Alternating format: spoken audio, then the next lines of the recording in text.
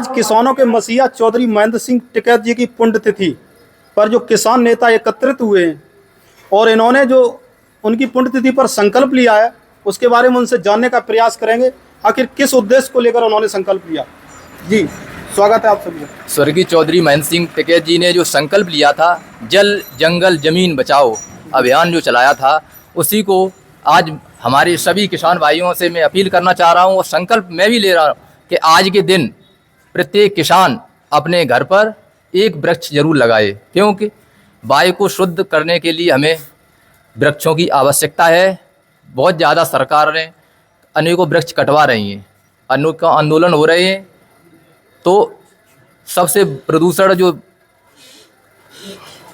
जल जंगल जमीन बचाओ अभियान है, उसके तहत हम ये संकल्प ले रहे हैं किसान के माध्यम से कि प्रत्येक किसान एक एक वृक्ष लगाए और जल का जो दोहन कर रही है, अनावश्यक जल जो बहता है गांव में, उसकी भी व्यवस्था की जाए। कम से कम जल को बहाव हो। जो सरकार का जो लक्ष्य है कि भाई जल जंगल जमीन ऐसे नहीं बचेगी जब तक हर एक व्यक्ति को अपनी जिम्मेदारी समझनी चाहिए कि भाई हमें स्वयं अपने जल को बचाना चाहिए। जब प्रत्येक व्यक्ति संकल्प ले लेगा कि हम व्यर्थ में जल नहीं बहाव करेंगे, व्यर्थ में पेड़ों को नहीं कटाएंगे, तो ये हम जान रहे हैं कि भाई इसी संकल्प के साथ लोगों को वायु की शुद्धता मिलेगी, क्योंकि हॉस्पिटलों में वायु जो है बहुत महंगी हो गई है। अब ऑक्सीजन भी बिकने लगी है, ये तो पता ही होगा।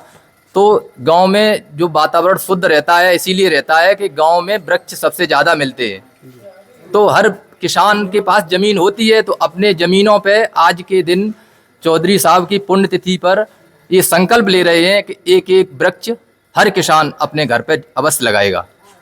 तो जो किसान लोग एकत्रित हुए हैं, इन्होंने एक संकल्प लिया है कि जल जंगल और जमीन बचाओ, सभी लोग एक एक वृक्ष जरूर लगाएं। जी सर, क्या कहना है? देखिए, जैसा भी हमारे साथी ने जो कहा है, ये बहुत ही अत्यावश्यक है। जैसे कि कोरोना काल में आपने देखा था कि जितने शहरों में लोग रह रहे थे उनको कोरोना पॉजिटिव हो गए।